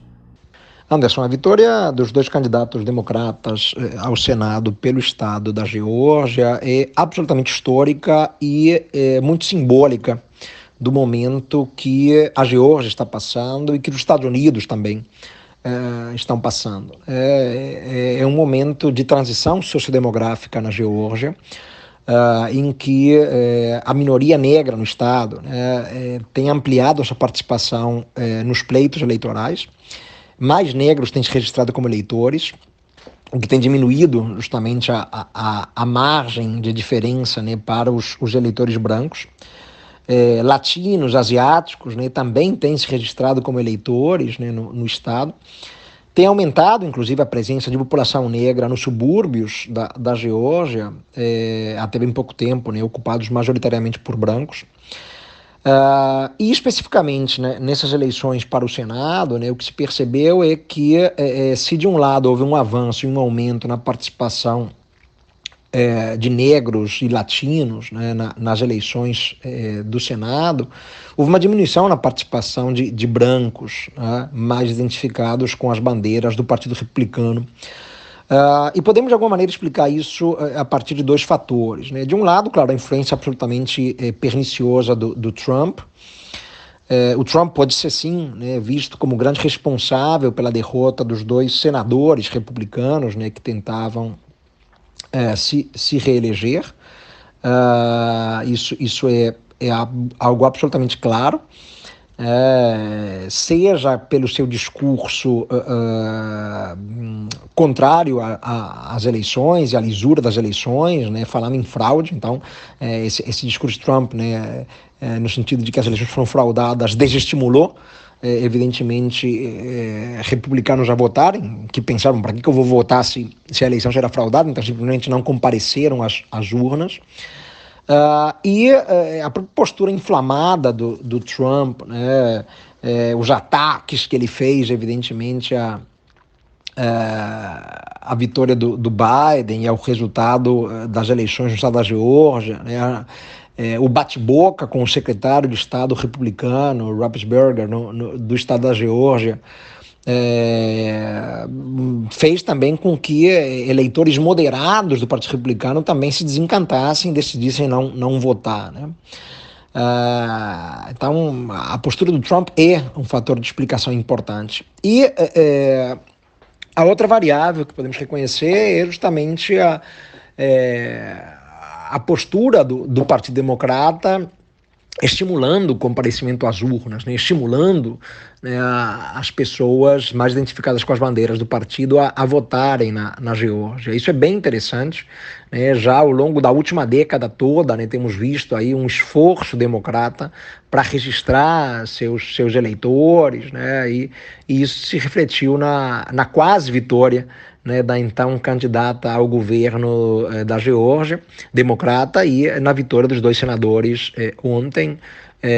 Um deles, inclusive, o mais jovem senador, desde a eleição do Biden como senador no início dos anos 70, e o outro, um pastor negro da mesma igreja da qual o Martin Luther King foi pastor. Então, é algo importante, evidentemente, uma excelente notícia para o Joe Biden, que terá maioria nas duas casas, né? Manteve o seu partido a maioria na Câmara, e passa agora a ter maioria também no Senado, que não é uma maioria confortável, claro, é uma maioria mínima, na verdade a maioria virá apenas com o voto de Minerva da Kamala Harris, né, a vice-presidente, que funciona também como presidente do Senado.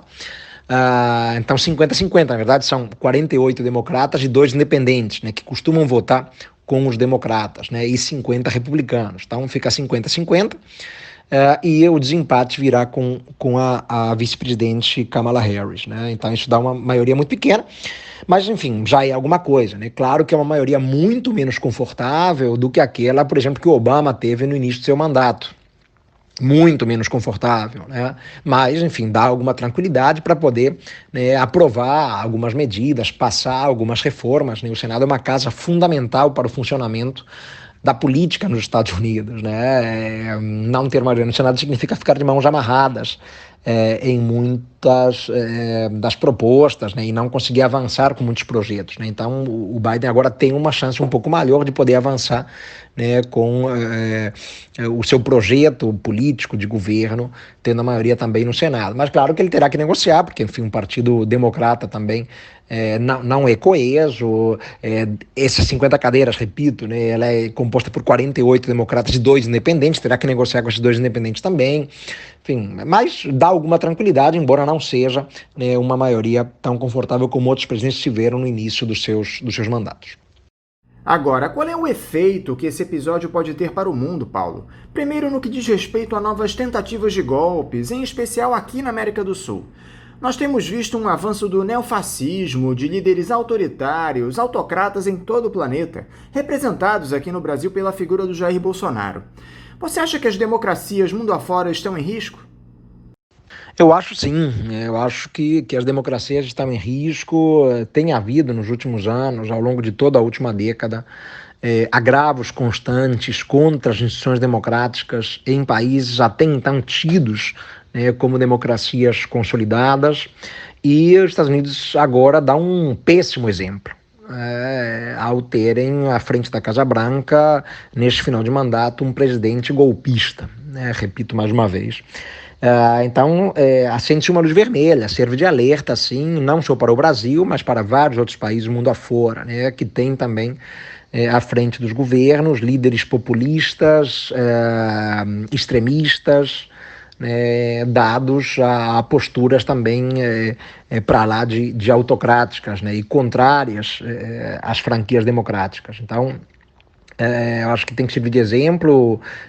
Vários países têm que tirar lições das cenas lamentáveis de ontem no Capitólio, e o Brasil é um deles, sem sombra de dúvida, né? Podemos já levantar imediatamente a pergunta de o que aconteceria no Brasil em 2022, na eventualidade de uma derrota do Bolsonaro nas urnas, né? Como seus apoiadores, né, reagiriam, né? Qual seria o tipo de resposta que eles dariam, né?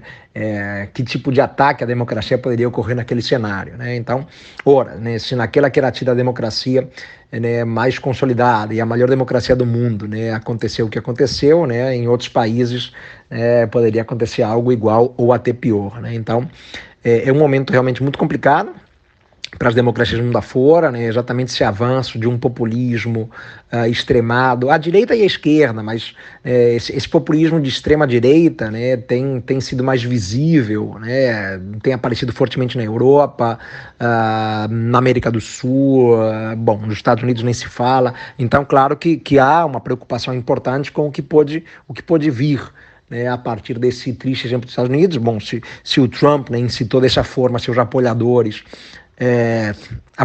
que o apoiam cegamente, né, e vemos isso muito mundo afora também, né, por mais que saibam que ele mente boa parte do tempo, por mais que saibam que ele é dado a teorias conspiratórias, né, continuam apoiando. E embarcam, né, nas suas teses mais do que controversas, né, e se permitem, né, excessos como os de ontem, né. E vemos algo muito parecido com os apoiadores de Bolsonaro, né, que por mais que saibam também, né, das mentiras, dos excessos, né, enfim, das posições absolutamente indefensáveis, continuam a seu lado e ocupam as ruas, né. Então é sim um sinal de preocupação. E na Europa a mesma coisa, né, quando pensamos em líderes como o Viktor Orbán na Hungria. Então temos que desde já, né, começar a tomar medidas que previnam, né, esse tipo de situação sendo repetida em outros países, e o Brasil acho que já pode começar, né, desde agora a planejar algum tipo de medida em defesa da democracia, né, para os próximos anos. E no que diz respeito à relação dos Estados Unidos com outros países e seus parceiros históricos? Essa situação mostrou que os estadunidenses não são tão imunes a convulsões sociais como aparentavam ser. Criou-se um clima de desconfiança de uma série de lideranças mundiais em relação à capacidade dos Estados Unidos em manter a ordem. A imagem dos Estados Unidos fica muito arranhada, Anderson. Vimos líderes ocidentais ontem se manifestando duramente, né, contra as terríveis cenas no Capitólio. O Boris Johnson, né, um grande parceiro do Trump, né, foi muito crítico, né. O Emmanuel Macron também teceu críticas importantes, a Angela Merkel, enfim, vimos lideranças, né, de primeiríssima linha no mundo, de países aliados tradicionais dos Estados Unidos, né, mostrando aí a sua preocupação, né, com o que estava acontecendo. Então, a imagem dos Estados Unidos fica arranhada, né. Evidentemente que esses 4 anos de governo Trump, né, foram muito caóticos, né, para a política externa do país, né, sobretudo na relação com esses aliados históricos, né, especialmente aliados europeus, né, exceção feita ao Reino Unido, né, mas aliados europeus, né, de primeiríssima ordem, né, como França e Alemanha, tiveram uma relação muito turbulenta com o Trump, né, e ontem foi o fecho traumático, né, em que viram essa democracia, entre aspas, exemplar, protagonizando agravos seríssimos, né, contra o que é um bom funcionamento das instituições democráticas, né. Estados Unidos certamente terão dificuldade, né, para reiterarem ou voltarem a se colocar, né, como os defensores, né, da democracia, das instituições representativas mundo afora, porque eles próprios acabaram sendo palco para atos absolutamente lamentáveis, né? E víamos o desespero, né, de grandes líderes, inclusive republicanos, né, ontem, né, em entrevistas durante o dia, né, entendendo que os Estados Unidos estavam agindo como uma república das bananas, né? E é isso, né? É uma imagem que fica arranhada, né? Eles que sempre se colocaram como um exemplo para o mundo, né? E levando, inclusive, de maneira forçada, por vezes, né, outros países a fazerem transições de regime, em nome justamente, né, do compromisso de levarem a democracia, o liberalismo para o mundo, etc., né, e em nome disso eles praticaram excessos variados, intervenções, invasões de toda sorte, né. Agora eles próprios acabam protagonizando cenas tristes que até então, né, costumavam ser vistas em países em que a democracia não aparecia tão consolidada, né. Então é uma imagem que fica prejudicada certamente. Caso o democrata assuma o cargo, como todos nós esperamos, Paulo, Como fica a governabilidade de Joe Biden com o país dividido após uma tentativa de golpe do ex-presidente? Você crê em uma gestão tranquila? O Biden certamente não terá uma gestão tranquila. Se pensarmos, né, que de cada 10 eleitores americanos, 4 apoiam o Trump, e alguns apoiam de maneira absoluta, né, por mais, né, que ele protagonize cenas lamentáveis como as de ontem, o Biden terá que lidar com um eleitorado e com uma sociedade polarizada, dividida, né, em que uma parte importante é trumpista. Então, claro que isso traz desafios notáveis, né? Resta saber como é que ficará justamente, né, o próprio Trump daqui para frente, né? Então, ao deixar a Casa Branca, né, como é que ele vai atuar politicamente, né? Continuará incitando seus apoiadores, né? Ele vai sofrer algum tipo de inquérito, algum tipo de processo, né, para responsabilizá-lo pelo que vimos ontem, porque até isso pode acontecer. De todos modos, o trumpismo é uma realidade no Partido Republicano. Isso é algo que temos que levar em consideração, né? E é uma realidade que veio para ficar, né? Talvez, né, não com a força e envergadura que alguns esperavam, né, inclusive em função, né, do que vimos ontem, né? Então, parte dos republicanos que ainda, né, se colocavam sob as asas de um trumpismo, agora talvez prefiram, né, se descolar do ainda presidente Donald Trump. Mas é uma sociedade dividida, polarizada, né? O número de apoiadores de Trump é um número muito expressivo, né? E o Biden terá que lidar com isso, até porque ele sempre discursou no sentido de tentar unir a sociedade americana e governar para todos os americanos, independentemente de serem democratas, republicanos, até mesmo os trumpistas, né?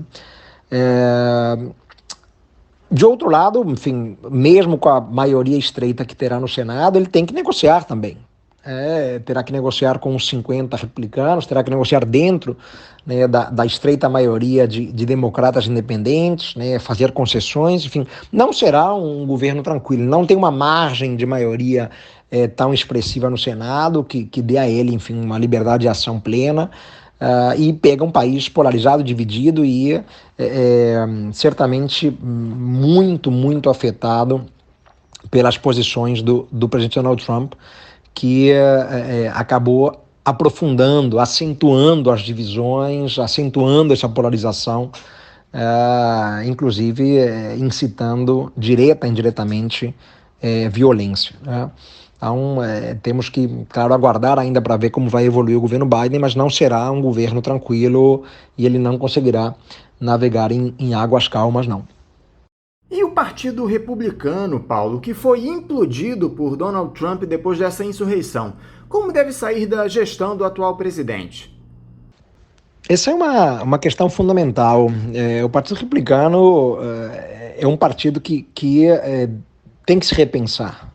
É um partido que tem que se repensar, não conseguiu a maioria na Câmara, perdeu a maioria no Senado, perdeu a Casa Branca.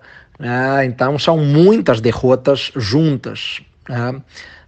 Então tem 2 anos até as próximas eleições legislativas. É um partido que tem que se repensar e tem que repensar especialmente até que ponto vale a pena manter o legado do Donald Trump. Que legado é esse, né? Vale a pena preservar, né, essa triste gestão de alguma maneira, né, para manter, né, esses apoiadores de Trump, né, esse número expressivo de apoiadores de Trump, né, até que ponto o partido de fato tem que ser condescendente com os excessos do presidente, né, para manter, né, fiéis esses eleitores que, repito, né, são dezenas e dezenas de milhões, né, que votaram pelo Trump. Uma parte importante desses dezenas de milhões votaram pelo Trump, né, por concordar com as suas ideias, por mais, né, insólitas, por mais excêntricas que sejam, né? Então, o partido tem que, de fato, agir com muito cuidado, com muita cautela. Primeiro, claro, para, de alguma maneira, parar algumas arestas depois de tantas derrotas juntas, mas avaliar o que é o trumpismo. O trumpismo é uma realidade que veio para ficar, repito, no Partido Republicano. Mas ontem, né, tivemos certamente um divisor de águas. Né? Alguns republicanos icônicos que estiveram ao lado do Trump, né, durante boa parte do tempo, né, já se descolaram do presidente. Né? O líder, né, o McConnell, o líder do republicano no Senado, que é um nome fundamental, né, fez um discurso forte ontem, né, dizendo que cabia reconhecer a vitória do Biden, né, em nome dos compromissos, né, com os eleitores, com os tribunais que rejeitaram as tentativas de reverter a vitória do Biden e tudo mais. Então ele foi muito claro ali, o Mitch McConnell, no sentido de se descolar do presidente Trump. O vice-presidente Mike Pence, né, já nas últimas semanas vem se descolando do Trump, né, e ontem quase que foi acusado de traição pelo Trump no Twitter, né? Então azedou de vez a relação entre o Pence e o Trump, né? E o Mike Pence tem o sonho, ele ainda é jovem, né? Tem uma longa vida política pela frente, ele certamente nutre a expectativa de poder vir como candidato à presidência pelo Partido Republicano no futuro, e viu que talvez fosse um fardo muito pesado continuar ligado ao presidente nesse contexto tão traumático dos últimos 2 meses. Se descolou, né, ontem ali como presidente da sessão conjunta, certificou a vitória do Biden, dizendo ter feito um juramento à Constituição, né, então cabia a ele, né, justamente na condição de presidente do Senado, confirmar a vitória do Biden, né, indo na contramão da pressão, né, feita pelo presidente Donald Trump. Então é um partido que se vê dividido, né, e o Trump e o trumpismo saem enfraquecidos, largamente enfraquecidos, eu diria, dos episódios de ontem. Se ainda havia, né, um esforço para manter o trumpismo como a corrente majoritária do Partido Republicano, agora certamente não há mais. Né? Sempre houve vozes discordantes, né, como Mitt Romney, né, enfim, que é um ícone, né, do Partido Republicano, que reiteradamente questionava o Trump, mas outros que estavam a seu lado, né, como o Mitch McConnell, decidiram desembarcar, né, dessa canoa furada que é o trumpismo. Então, o partido vai ter que se repensar, né, a correlação de força certamente vai se alterar desde o dia de ontem, e talvez aqueles que esperassem que o trumpismo não tivesse como uma corrente majoritária vão ter que rever suas posições, porque talvez passe a ser um fardo pesado demais para as próximas legislativas daqui a 2 anos e, sobretudo, para a próxima corrida à Casa Branca em 2024, continuar, né, sob as asas do trumpismo e do que o presidente Donald Trump tristemente representa. Paulo, tudo isso que nós temos visto é provocado em grande medida pelo modelo eleitoral confuso dos Estados Unidos, com delegados decidindo qual será o novo presidente, com votos enviados pelos Correios. O Donald Trump fez questão de levantar uma série de dúvidas sobre a legitimidade dos votos. Você crê em uma revisão do formato das eleições por lá depois disso? Anderson, eu acho improvável, né? Em outros momentos já se levantou justamente essa questão, né, de até que ponto valeria a pena manter esse sistema, né? A questão do colégio eleitoral, né? Isso já em outros momentos deu confusão, né? Um desencontro, né, entre o resultado das urnas diretamente, né, o chamado voto popular, e o resultado no colégio eleitoral, né? Então isso já causou confusão. Enfim, agora a vitória do Biden se deu nos 2 lados, né, no colégio eleitoral e também no voto popular. Mas não é a primeira vez, né, que se levantam vozes para questionar o sistema eleitoral norte-americano, que é de fato um sistema muito confuso, que tem suas explicações muito pelo que era nos Estados Unidos lá, né, no seu início, né, como república independente e tudo mais. Mas eu acho improvável, né? Eu acho que existe um apego muito forte à tradição, né? E isso não será fácil de ser modificado. Teria que haver um consenso bem maior do que o que temos até aqui, né, para mudar o modo como funciona o sistema eleitoral nos Estados Unidos. Então, eu acho improvável, né, que tenhamos aí, pelo menos no curto, médio prazo, uma alteração nisso. E continuaremos, né, vendo esse sistema que é confuso, que traz dúvidas, né, que de 4 em 4 anos sempre temos que tentar explicar um pouquinho melhor né, para os leigos como funciona, vai continuar sendo assim, né, pelo menos nos próximos tempos, né? Não acredito numa reviravolta, mas, né, como temos visto agora as vozes, né, se levantando em favor das mudanças, né, o debate vai acontecer, né, e no passado já vimos também, né, debates semelhantes acontecendo, mas, né, sem resultados concretos ou sem um consenso suficiente para levar a modificações específicas.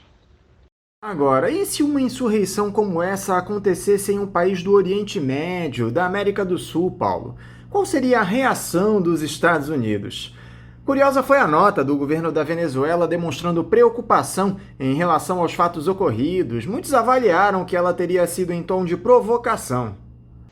Anderson, ao longo da história, né, já vimos os Estados Unidos patrocinando ações, intervenções, né, ingerência de todo tipo, né, em países que protagonizaram cenas como as de ontem, né? Em nome, né, da defesa da democracia, do liberalismo, né, já houve a ingerência norte-americana nos 4 cantos do mundo, né, justamente no sentido de tentar levar a estabilidade, a previsibilidade institucional.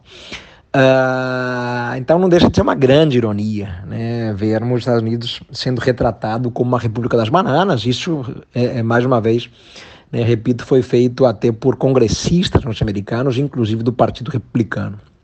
A nota da Venezuela é curiosíssima, né, não deixa de ser uma grande ironia, né, a nota oficial do governo venezuelano demonstrando preocupação, né, pelo que estava ocorrendo ontem na capital dos Estados Unidos, né? Então, uma bela ironia, e isso apenas confirma, né, justamente, né, o que nós já conversamos de como a imagem do país fica arranhada mundo afora, né? Esse país que sempre se colocava como um modelo, né, como um defensor da fé, né, na democracia, nas instituições democráticas, né, ele próprio acaba sendo palco para atos extremistas, antidemocráticos e golpistas, porque, né, não dá para falar de uma outra maneira, né? O que se viu ontem foi uma tentativa de golpe, né? Uma casa parlamentar sendo invadida, né, por vândalos, né, que tentavam impedir, né, a certificação de um presidente, é uma tentativa de golpe, né? Então não podemos usar meias palavras aqui, né? Temos que ser francos, né? E por muito menos já vimos os Estados Unidos, né, decidindo reconhecer, né, presidentes encarregados, por exemplo, né, na Venezuela, né, ou na Bolívia, né? E em outras situações ainda mais críticas, patrocinar intervenções enfim, contra golpes e o que quer que seja, né? Então, é triste para a história democrática norte-americana, é triste para a história do país, né? Enfim, nenhum norte-americano pode estar feliz no dia de hoje, né, depois de ter visto a sua capital, né, um dos maiores símbolos da democracia, que é o Capitólio, né, ser invadido como foi ontem. Paulo, todo esse imbróglio que nós temos visto lá nos Estados Unidos de alguma forma explica o motivo pelo qual o Jair Bolsonaro está tão empenhado em armar os seus apoiadores, reduzindo sistematicamente a rastreabilidade das munições e facilitando a importação de armas. Me parece que tudo isso está diretamente ligado, Paulo.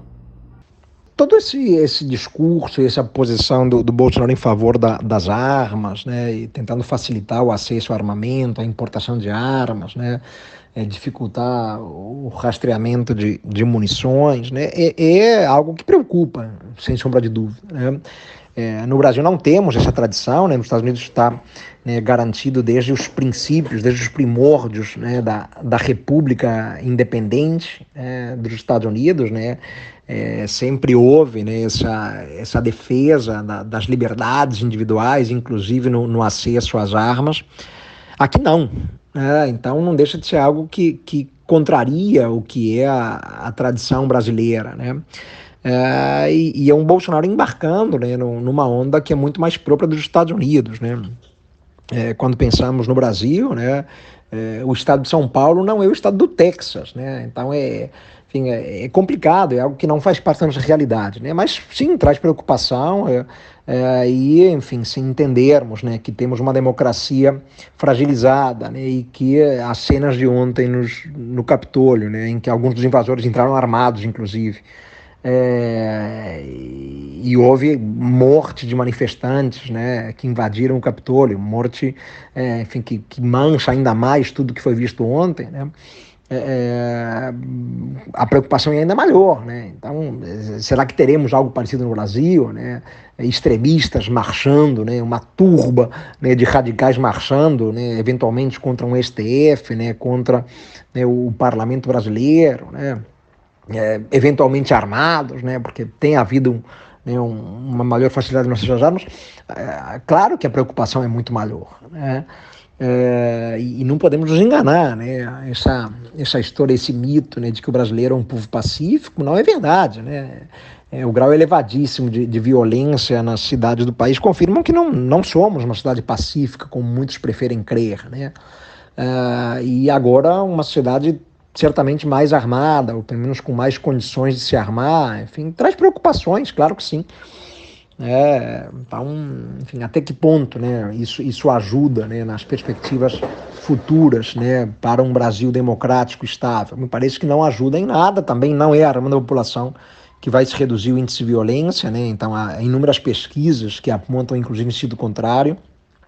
Preocupa, acho que é apenas mais uma variável para complicar essa equação relativa à democracia no Brasil, né?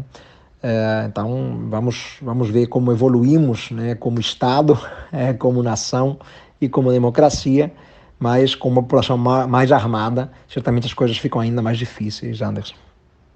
Paulo, muito obrigado por você mais uma vez nos auxiliar, já pela segunda vez aqui essa semana. Eu quero te desejar um ótimo dia de trabalho, um bom final de semana e um forte abraço. Foi um prazer, Anderson, como sempre, eu que agradeço aí. Um abraço para todos, né, especial para os nossos ouvintes aí do Faixa Livre, e até a próxima oportunidade. Conversamos aqui com o coordenador do Programa de Pós-Graduação em Relações Internacionais da Universidade do Estado do Rio de Janeiro e professor de Política Externa Brasileira no MBA em Relações Internacionais da Fundação Getúlio Vargas, Paulo Velasco. Vamos agora a um novo intervalo. Voltaremos já já. Voltamos a apresentar Faixa Livre. Estamos de volta, ouvintes, e agora eu saúdo o diretor do Sindicato dos Ferroviários da Central do Brasil, Rubem Pereira Pinto. Rubem Pereira, bom dia. Bom dia, aqui é Rubem do Sindicato dos Ferroviários da Zona da Central do Brasil e fico muito alegre de poder responder alguns questionamentos que você está fazendo aí aqui ao sindicato. Eu vou ver se vou estar apto a responder todas as perguntas questionadas. Rubem, muito obrigado por você estar aqui conosco no Faixa Livre. Eu aproveito para te desejar um feliz ano novo de muitas conquistas e saúde para você e sua família. Rubem, a Companhia Brasileira de Trens Urbanos, a CBTU, tomou uma decisão que provocou muita polêmica no apagar das luzes do ano passado. Eles decidiram transferir 540 funcionários da administração central da empresa aqui do Rio de Janeiro para Brasília e com um ultimato: quem não aceitar essa transferência será demitido. Isso me parece um convite à demissão consensual, Rubem. Como é que vocês do Sindicato dos Ferroviários viram esse tipo de medida? Surpreendeu vocês? Ô Anderson, surpreendeu a gente de uma tal forma que muita gente não está conseguindo nem dormir. Porque isso aí foi, assim, antes do Natal, eles falaram que iam transferir a empresa, entendeu? Que quem não quisesse ir, que ia ser demitido. Quer dizer, não olhou o tempo de casa da pessoa, não olhou o tempo que a pessoa tem para se aposentar, não olhou, sabe, a Lei 8.878, que são dos anistiados, que eles têm direito a procurar um lugar em qualquer órgão federal para trabalhar. Eles não olharam nada, e não é uma demissão consensual, porque os funcionários não pediram demissão e nem querem a demissão. A empresa que está forçando a que os empregados o façam para simplesmente fazer o que ela quer. Não é o que o empregado, não é um consenso, o que vai haver, o que não vai haver. Simplesmente eles querem a demissão e acabou. Ou você vai ou é demitido. Há uma data fixada para que essa transferência ocorra, Rubem? A CBTU definiu um prazo para isso? Começa agora a partir do dia 12/1. Quer dizer, o espaço foi muito curto. A pessoa não teve nem como se preparar, nem como conversar com a família, porque fica difícil, é uma decisão muito difícil. Mas a partir do dia 12/1 vai começar a mudança, entendeu? A toque de caixa. Então vamos aguardar os acontecimentos, os processos, para ver o que vai dar. Porque realmente está muito difícil, Anderson. Está muito difícil. O que mais impressiona, Rubem, é que a reforma trabalhista aprovada pelo Michel Temer prevê a demissão consensual, sem justa causa, ainda que o trabalhador não concorde. Neste caso, ele perde boa parte dos seus direitos caso fosse demitido por justa causa. É exatamente o que acontece nesse caso dos ferroviários da CBTU, não é isso? É verdade. O que eles colocam aí, ou a pessoa vai, ou será demitido sumariamente. Entende? Eles não estão ligando se a pessoa tem tempo de casa, se a pessoa falta pouco tempo para se aposentar, entende? Eles não querem saber disso, eles querem saber o seguinte: tem que fazer. Agora, por que isso não é feito aqui no Rio e tem que ser em Brasília? Ninguém está entendendo esse tipo de mudança, entende? A pessoa que já está com um tempo muito grande aqui morando no Rio de Janeiro, ele tem já a sua casa, tem sua família, tem seus filhos. Como é que a pessoa vai ser transferida de um dia para outro para Brasília sem ter casa, sem ter nada? Esse é o maior problema. Não, a pessoa não tem nada e nem conhece ninguém. E como é que ele vai alugar uma casa em Brasília? Como é que ele vai fazer alguma coisa em Brasília? Primeiro que ele não tem dinheiro. A maioria ganha aí menos de R$3.000. Como ele vai viver em outro estado, com família, e ganhando R$3.000? Em Brasília não dá, meu amigo. Brasília é muito caro. Então está muito difícil o que eles estão fazendo. Isso está sendo um genocídio. Vocês do sindicato assinaram um manifesto com uma série de outras entidades denunciando essa medida autoritária e imoral da CBTU. Além dessa ação, como é que vocês estão reagindo a tudo isso?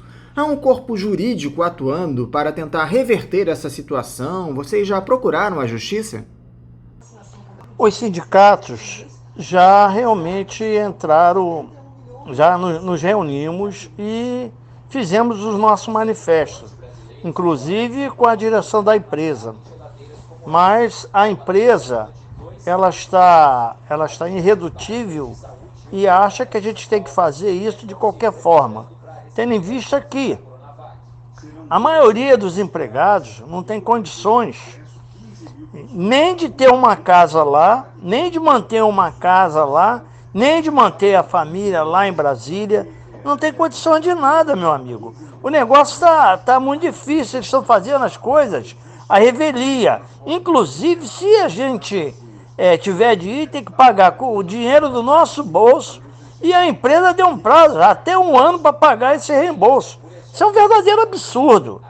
Eu acho que a imprensa tinha que realmente falar claro, colocar isso no áudio de vocês, dizendo que isso é um absurdo, entende? São muitas pessoas acima dos 60 anos que estão malucas, entendeu? Não sabem o que fazer. Vai acabar tendo, que nem em 90, no Collor, suicídio, entende? Coisa muito perigosa. São pessoas com idade avançadas. Então isso teria que ser visto pelo governo, e o governo não está ligando para isso. Agora, Rubem, quais são os objetivos por trás dessa ação da CBTU? O objetivo disso é simplesmente transferir a empresa para lá. Por quê? O diretor que apresentou essa transferência para os sindicatos, simplesmente ele é de Brasília, ele é uma pessoa que entendeu, do Banco Central, é um auditor do Banco Central, e ele tampouco está se importando com quem vai ficar, quem não vai ficar. Ele não está ligando, não. quanto à privatização, o que eles poderiam fazer? Eles poderiam fazer a privatização com o pessoal aqui no Rio, sem ter esses gastos enormes que eles terão com a ida lá para Brasília. Por que não faz aqui mesmo? Entende? Ninguém está entendendo o motivo de ir para lá. Diz eles que é para ficar ao lado do poder. Hoje em dia, com o computador, a gente não precisa ficar ao lado do poder de maneira nenhuma, porque a gente faz tudo no sistema eletrônico. Então, realmente, isso é um absurdo, meu amigo. Sabe, eu acho que isso vai ser realmente uma revolta muito grande entre os companheiros contra a companhia. Então, nós estamos aguardando mais uma resolução que terá que sair agora, não sei se ele vai comunicar ou não, para mudar, principalmente as pessoas que voltaram, que são readmitidos, entendeu? Que têm direito, por lei da Lei 8.878, de procurar um lugar para trabalhar em outro órgão federal. E eles não estão reconhecendo isso, eles estão extrapolando. Isso tem que ser publicado, que isso aí é uma coisa impossível deles fazerem, mas eles estão atropelando. Rubem, como é que anda a situação dos ferroviários, não só aqui no Rio de Janeiro, mas também no país? A categoria, pelo menos na impressão que eu tenho, perdeu muito espaço no país, talvez de 30 anos para cá. O transporte por trilhos, que é importantíssimo para o crescimento de um país, visto que é um dos meios mais ágeis e menos poluentes, foi deixado de lado pelas sucessivas administrações. A nossa malha ferroviária não é nem de perto o que já foi um dia. Qual é a sua análise para o cenário do transporte ferroviário no país?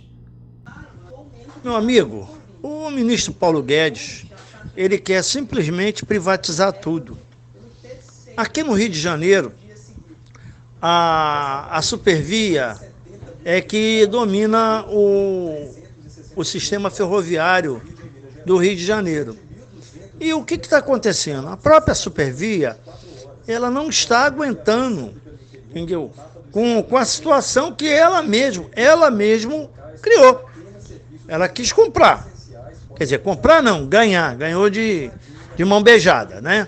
Porque quem faz as obras é o governo do estado, quem manda os trens é o governo federal, e eles só estão lá para administrar. E atualmente eles estão administrando prejuízo.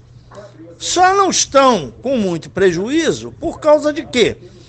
A nossa malha, há muitas casas alugadas que pertenciam à Companhia Brasileira de Trens Urbanos.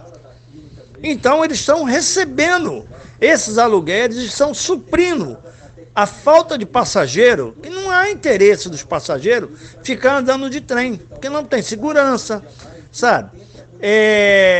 Nos outros estados vai acontecer a mesma coisa. A única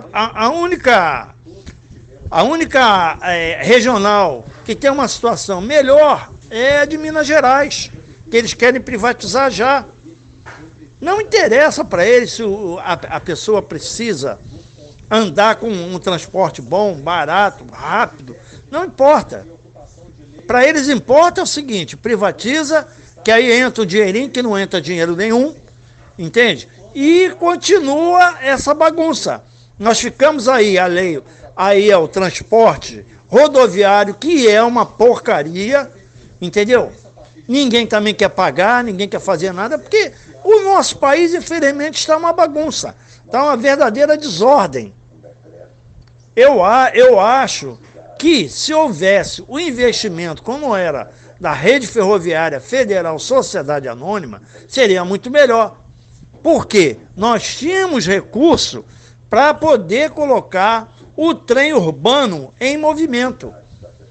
Hoje não temos, porque a parte que dava dinheiro foi vendida. E todo mundo que está lá, que foi vendido, as empresas que compraram, estão satisfeitas, porque o retorno do transporte ferroviário através das cargas, isso dá um retorno maravilhoso.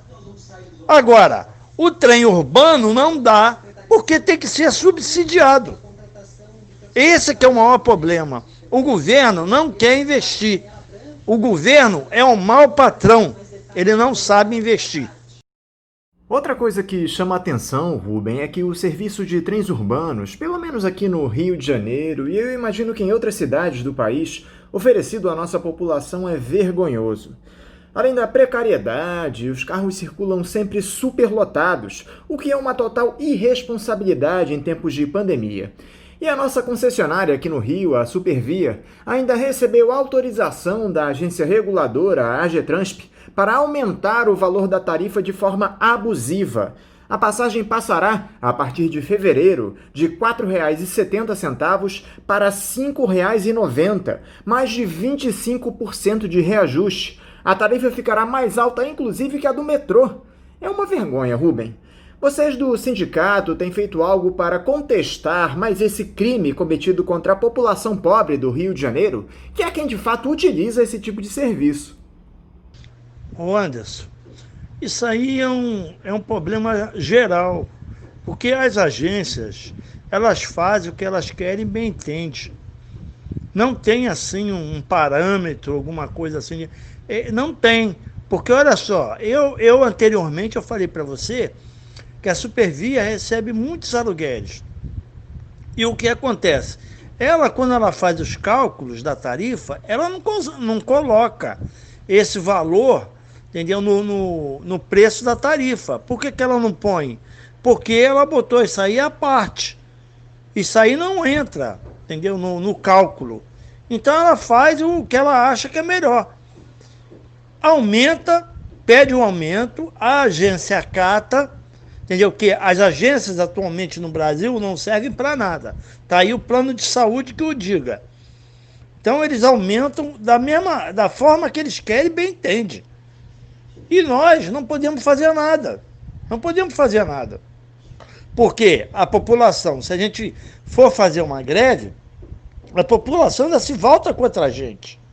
Então está muito difícil funcionar com essa invenção de agência para propor alguma coisa. A agência não propõe nada.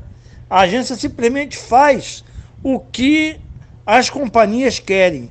Daí é o grande problema das privatizações. Tudo que o setor privado quer, ela consegue. Agora, se nós, os funcionários públicos, formos pedir qualquer tipo de aumento, a gente não consegue. Por quê? Nós já estamos, a CBTU mesmo, está congelado já vai fazer 3 anos. E a gente não recebe aumento. A rede ferroviária, que também nós recebemos a paridade, nós também não temos aumento já há 3 anos. Então fica difícil. Agora eu pergunto, a categoria que é do governo, eles recebem do jeito que as agências lá estipulam. Ou, se não é a agência, o próprio presidente dá o aumento que eles querem. Agora, a gente não tem esse direito. Entende? O deputado dá o aumento que ele quer e bem entende. Todo mundo tem um aumento e a gente não tem. O funcionário público não tem. Essa é a nossa realidade. A agência não serve para nada. Depois que o governo de Jair Bolsonaro assumiu o poder, você considera que houve uma piora da situação de vocês? Já houve algum outro tipo de atitude que afetasse diretamente vocês, ferroviários, Rubem? Olha, meu amigo, o governo assumiu e não disse para que veio. A única coisa que ele está dizendo é o que o Guedes fala, não é o que o Bolsonaro fala. O Bolsonaro, tudo que o Guedes fala, ele diz que não é aquilo. O Bolsonaro, ele nunca foi um bom deputado. Então, obviamente, ele não é um bom presidente. Só quem é bolsonarista é que fica aí, porque é a classe dele, que acompanha ele, que acha que está tudo certo. Mas nós trabalhadores, que damos o dinheiro para o governo, nós trabalhamos, entendeu? Nós pagamos os nossos impostos e pagamos a maioria dos empregos, da renda do governo federal. Então, meu amigo, tá difícil pra caramba a gente trabalhar com um governo desse. Tá muito difícil. E agora com a entrada do Centrão, o que é o Centrão? Eles vão botar quem eles querem em qualquer lugar. O cara não precisa saber, ele não precisa ser técnico, ele não precisa ser nada. Ele só tem que ser comandado por um deputado, põe lá, faz isso lá e acabou. Aí como ficam as pessoas que foram concursadas, entraram para trabalhar, para fazer certo tipo de serviço, e aí entra uma pessoa que não entende nada de ferrovia, não sabe de nada do que está acontecendo e vai lá comandar um grupo que foi classificado num concurso público para fazer aquele tipo de serviço. Então, meu amigo, sinceridade, nós não esperamos nada desse governo. O governo não veio e não está dizendo nada. O negócio é acabar com os empregados de empresa pública, só que ele esquece de uma coisa. Esse empregado de empresa pública é aquele que também alimenta com os maiores impostos no Brasil. Porque o cara que é rico, o cara que tem empresa, a maioria só nega. Isso eu posso te dizer, que eu sou contador. E eu sei que é uma sonegação muito grande. Então está difícil de saber para que esse governo veio. Rubem, eu quero te agradecer demais essa entrevista para nós aqui do programa. Quero demonstrar aqui também toda a minha solidariedade à situação de vocês funcionários lá da CBTU. Desejar a você um ótimo final de semana e um bom dia de trabalho. Um forte abraço. Eu é que agradeço, Anderson. Foi muito bom ter falado contigo e ver o interesse da comunicação da rádio em proclamar esses ocorridos, essa temeridade que está havendo no governo. Muito obrigado pela sua atenção. Eu espero que tenha um alcance muito grande, que as pessoas possam saber realmente o que está havendo no nosso sistema ferroviário. Muito obrigado, um grande abraço, um feliz ano novo para você. Conversamos aqui com Rubem Pereira Pinto, ele é diretor do Sindicato dos Ferroviários da Central do Brasil. E vamos encerrando a edição de hoje do programa, convidando vocês para na próxima segunda-feira, a partir das 8 da manhã, estarem novamente aqui na Rádio Bandeirantes para mais uma edição do Faixa Livre. Um abraço a todos vocês, um ótimo final de semana e até segunda!